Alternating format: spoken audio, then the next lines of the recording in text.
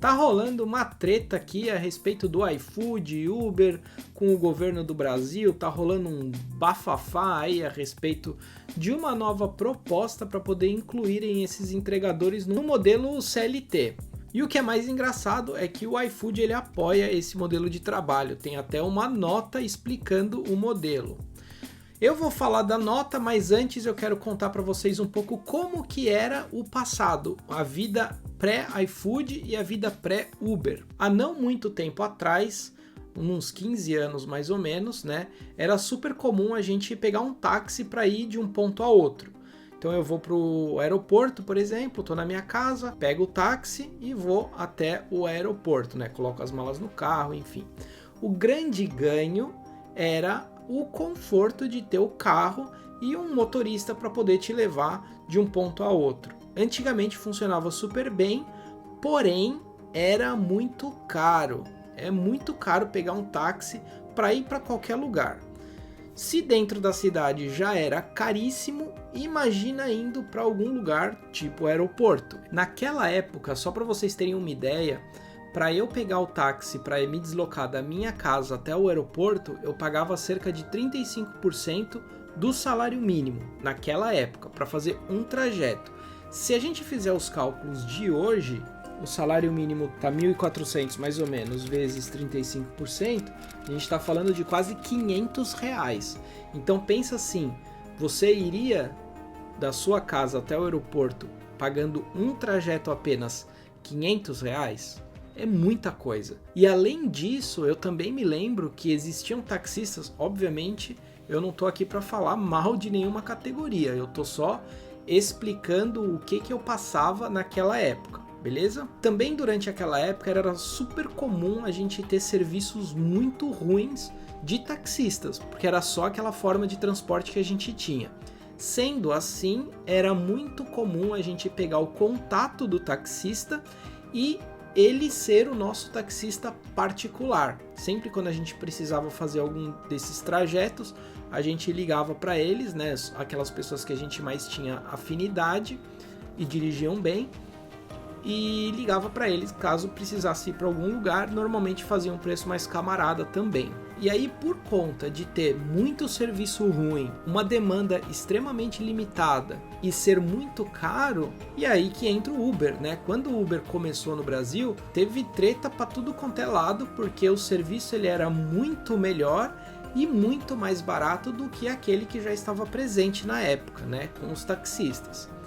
Então isso gerou um extremo bafafá, teve notícia, teve congresso também querendo taxar a galera naquela época, teve prefeitura querendo proibir, teve prefeitura inclusive que proibiu o Uber de rodar na cidade, né? Tiveram alguns casos desse na época, mas não teve jeito, né? A tecnologia e o tempo se mostrou muito mais vantajoso, e aí o Uber ele expandiu ainda mais para serviços de entrega.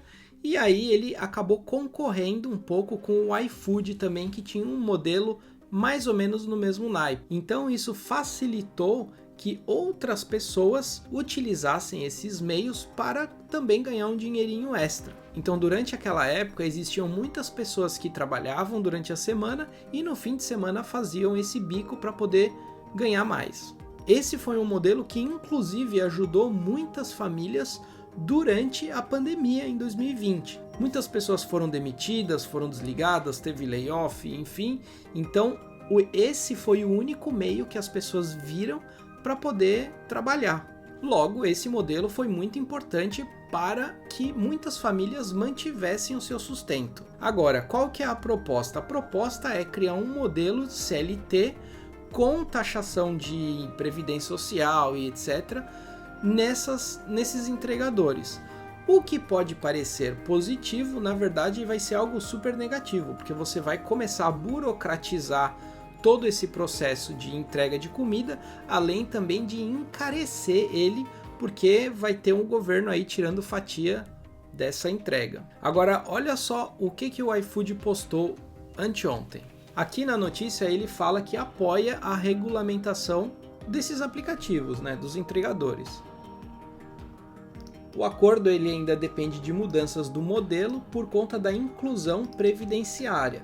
Só que olha só que interessante, o regime geral da Previdência, pensando para o modelo CLT, ignora as realidades do setor de entrega.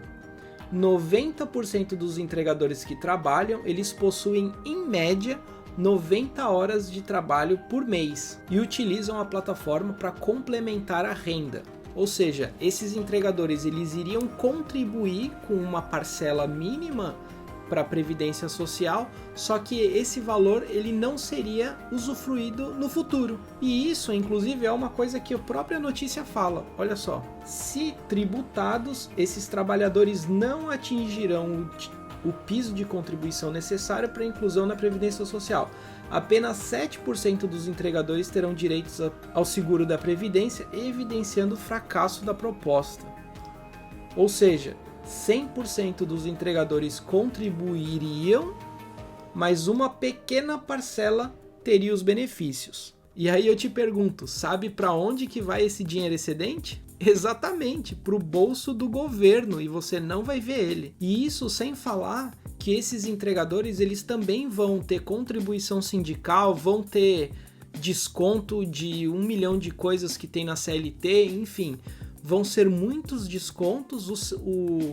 O trabalhador ele vai se ver numa sinuca de bico porque não vai receber tanto dinheiro assim.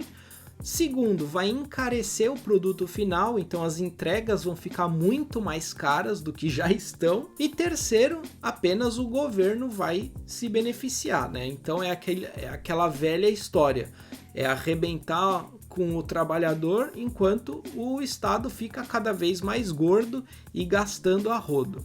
Você acha que isso é certo? Se você é Uber, me conta aqui nos comentários qual a sua opinião a respeito.